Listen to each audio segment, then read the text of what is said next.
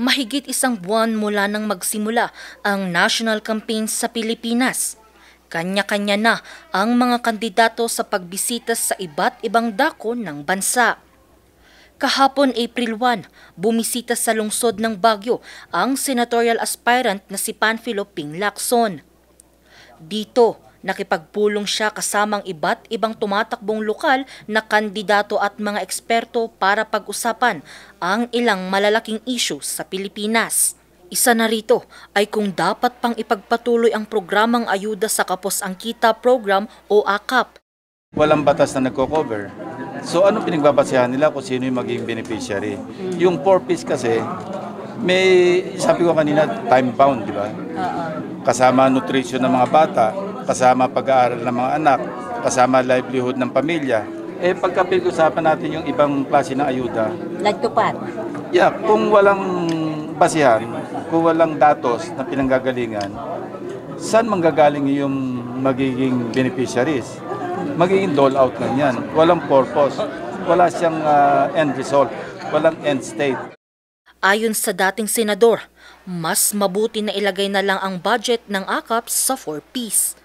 Kaya ako, mas gusto kong i-enhance na lang, itambak na lang natin, i-consolidate na lang natin yung halimbawa, yung tupad sa labor. I-subsume na lang under 4Ps.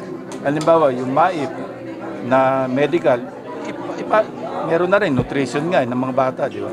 Tapos i-consolidate na lang natin under one program. Dagdag pa niya, sa simula pa lamang ay dapat mayroon ng panuntunan ang pagpapatupad ng AKAP bago ito ipatupad gaya ng tulong panghanap buhay sa ating disadvantaged displaced workers o TUPAD program. Okay lang yung tupad kung meron tayong database. Kaya nga no, pinasa natin yung National ID System, ito sana yung magiging parang basihan mo kung sinong dapat bigyan ng ganitong ayuda, ganitong klaseng ayuda. Ang problema, masama rin yung implementation.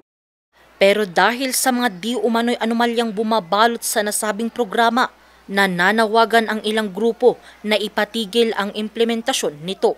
Ito'y kahit mayroon ng inilabas na guidelines ang pamahalaan sa pamamahagi ng AKAP. Pero ang Malacanang, tinabla ito. Mahirap po kasing ihinto ang pagpibigay ng ayuda sa taong bayan. Umaasa rin po sila dyan, katulad nga po nito. Sabi po sa survey, ay di umanon tumataas ang hunger rate. Kahit marami na po tayong programa ng ayuda, kaya sabi nga po natin, titignan natin kung saan nanggagaling ito.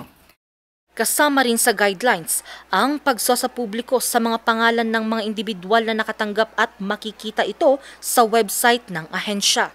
Lilimitahan din ang mga bilang ng mga makakatanggap nito na para lang sa mga kumikita sa below minimum wage.